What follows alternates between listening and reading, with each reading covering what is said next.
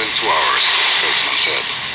One of the 2 surveillance cameras installed by the OSCE Special Monitoring Mission at the Donetsk water filtering station has been repaired, the mission's principal deputy chief Alexander Khuk told reporters in Kyiv on Thursday.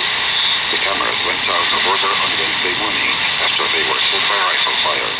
According to Khuk, OSCE monitors visited the station and saw several bullet holes in the cameras and the masts on which they were mounted. They established that the bullets had been fired from a distance of 600 to 800 meters. It is obvious that those behind ceasefire violations are determined to prevent the mission from monitoring the observance of the ceasefire, Khuk said, adding that the ceasefire is mostly breached where the mission's activities are restricted. Members of the Trilateral Contact Group for Donbass Settlement will meet in Minsk on August 23rd to discuss terms of a new truce, according to a Ukrainian source in the group.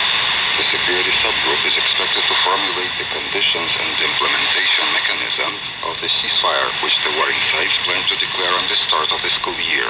If the subgroup reaches a negotiated decision to impose a ceasefire along the entire contact range from August 31st, the contact group will then approve the decision, the source said. Also, on August 23rd, the humanitarian subgroup is expected to meet in Minsk after a long break.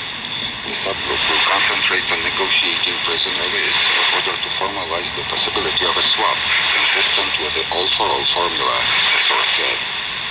But the military intelligence reports degrading morale in the ranks of the Donbass militia.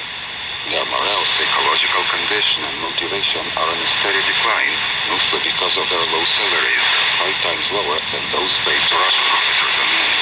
Besides, their Russian commanders forced them to sell residential areas.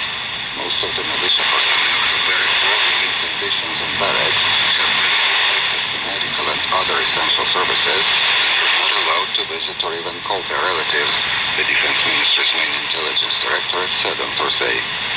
Yuri Hrimchak, Deputy Minister for Temporarily Occupied Territories and Internally Displaced Persons, believes that Russian troops will leave eastern Ukraine next year. Many political and military experts expect Russia to leave the Donbass in 2018, given the growing pressure of international sanctions on Moscow and other factors, Hrimchak said in a TV interview on Thursday.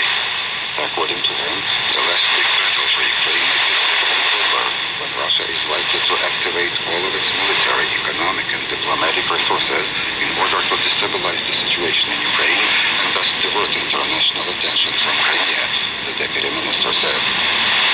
Agents of the Russian Security Service, FSB, searched the house of a Crimean Tatar family in the village of Novoklanovo on Thursday and arrested 4 people.